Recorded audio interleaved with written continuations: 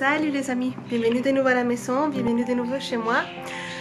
Aujourd'hui c'est une vidéo que j'ai attendu depuis un moment de vous faire.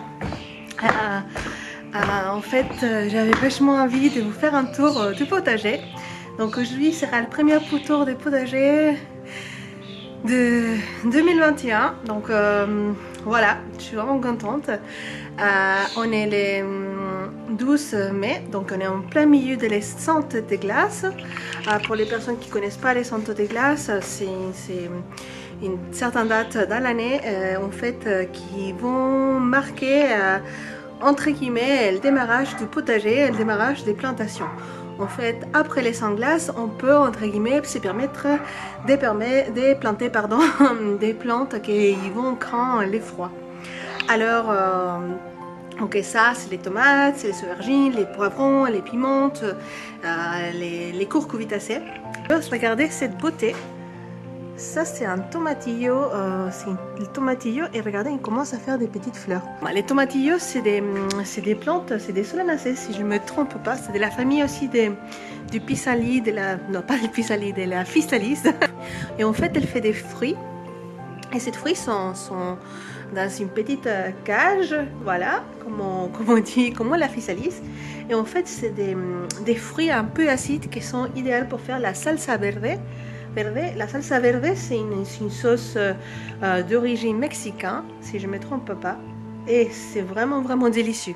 Par contre, pour planter les tomatillos, on a besoin d'avoir au moins 2 plantes, parce que c'est pas comme les tomates des plantes haut de gamme. En fait, il y a besoin de se polliniser entre eux. Donc, les radis de 18 jours sont pas vraiment des 18 jours, hein. Ça prend un petit peu plus de temps. Alors, il y a quelque chose que je suis vraiment fière, c'est de mes salades. En effet, j'ai vraiment réussi. Cette bac potager, c'est génial. C'est la première fois que j'utilise la culture en bac comme ça, bac de culture, et ça va super bien. Mes salades sont vraiment magnifiques. Je ne sais pas si on peut les voir, mais elles sont magnifiques. Tout au début, j'ai eu un tout petit problème avec je crois que c'était tout pain. La larve, elle va manger les racines de la salade, donc c'est vraiment pénible, c'est vraiment une catastrophe. Donc j'ai dû aller, chaque fois que je voyais une salade morte, en fait je la levais et j'ai cherché sur les terreaux et j'ai trouvé les petits vers et j'ai lancé au poules. Donc, mais j'ai pas eu vraiment beaucoup de catastrophes, j'ai eu que 2 ou 3 salades qui s'arrivaient ça. Les autres sont vraiment résistés. Ici aussi les petites oignons des printemps sont toutes petites, hein, mais ils vont commencer à grandir, je pense. Donc hier soir ils sont tombés 60 millilitres, je crois que ça c'était comme ça des eaux, donc tout est bien mouillé. Regardez ces iris qui sont jolis, ça c'est les iris de la grand-mère à lui Damien, et si bien c'est pas mes fleurs qui sont, je les aime pas trop. Je me dis que je ne sortirai jamais. La grand-mère de Damien elle est toujours vivante, mais je me dis que je vais la garder dans son honneur parce que c'était sa maison. Donc c'est évident que je veux garder ces iris, j'espère pour toujours. Quel merveilleux temps on a. Je pense que les printemps c'est quelque chose que tous les amateurs des jardins, et je pense que tout le monde adore, mais peut-être sauf les allergiques, mais même que je suis allergique, j'adore les printemps. Les printemps c'est quelque chose que tout se réveille, on voit des oiseaux, on entend les oiseaux chanter, c'est tellement charmante. Alors je voulais vous montrer quelque chose de très mignon. Voici ma plantation de petits pois et pois mange tout. Et regardez cette petite beauté. Regardez cette petite beauté. Quels sont mignons les légumes. Il y a vraiment quelque chose tellement magnifique quand on fait grandir des légumes, quand on fait pousser des légumes.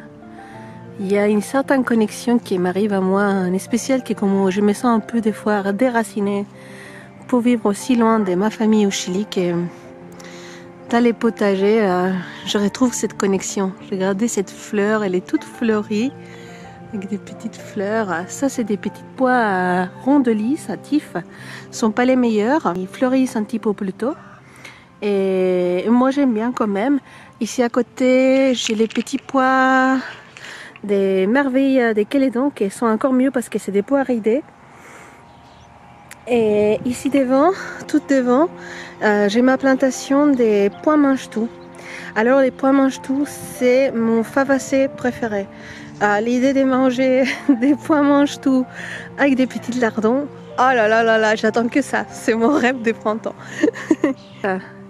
J'ai cette belle blette qui monte en graines. Alors je ne connais pas du tout cette variété, je l'ai achetée à un maraîcher l'année dernière et elle est vraiment vraiment délicieuse cette variété. Regardez quelle beauté, la fleur de la blette. Ah, elle est vraiment magnifique. Donc ici une chose très curieuse, cette tomate elle s'appelle Black Beauty et il a plein de boutons, waouh. Et en fait cette tomate elle est pleine d'anthocyanine, regardez, et vous pouvez voir les feuillages qu'il est vraiment bleu. Au début j'avais un peu peur et je regardais les sites internet et en fait non, c'est normal de la variété. Les choses que je trouve vraiment enrichissantes quand on fait un potager, c'est cette sensation de tous les années de grandir et d'apprendre des choses.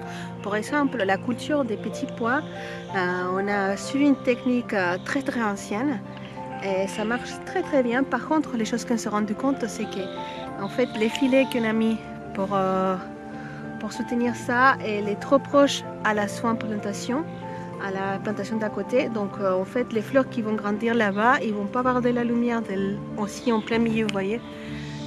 Il va y avoir pas beaucoup de lumière, donc on aura dû séparer un petit peu plus la plantation. Mais bon, tous les ans on apprend des choses, donc c'est important de tester et voir quelle technique nous convient plus. Donc ici j'ai mes betteraves que j'ai planté en petits poquets de 4 à 5 betteraves tous ensemble. En fait, c'est la technique de Charles Downing. C'est un grand maître jardinier. Et pour moi, c'est une technique qui me convient parce qu'en fait, on n'utilise pas beaucoup d'espace. En fait, en manière qu'il commence à voir la betterave sortir, on sort une. Et après, on laisse les autres grandir. Et de certaine manière, j'aime bien que mes betteraves ils grandissent tous ensemble. Ils sont poussés ensemble, comme ça. Ils ne sont pas séparés. Ils grandissent ensemble. Ce sont des copines. Et ils vont tous contents de grandir comme ça. Regardez cette belle rhubarbe. J'adore la rhubarbe. C'est une des meilleures choses que j'ai goûté ici en France. Et on les trouve aussi dans le sud du Chili, mais j'avais pas la chance de les goûter. Et merci à mes beaux-parents qui n'aiment pas la rhubarbe et j'avais pu la récupérer ici à la maison. J'aimerais vraiment la faire pareil dans l'autre parcelle. Pour finir, je voulais vous montrer un peu les fleurs. Donc les cynias, ils poussent très très bien. Alors je vais profiter de les pincer, hop, pour qu'elles fassent un buisson. Je pense toujours après les premières 2 vraies feuilles, jamais dans les cotylédons. Hein. Les framboises, ils poussent très très bien, donc voilà. Tout commence à pousser. Je vous laisse avec cette belle poulette ici en train de picorer. J'espère que vous allez une très belle journée. N'hésitez pas à me suivre sur Instagram, La Huerta Silvestre. Et on se voit bientôt.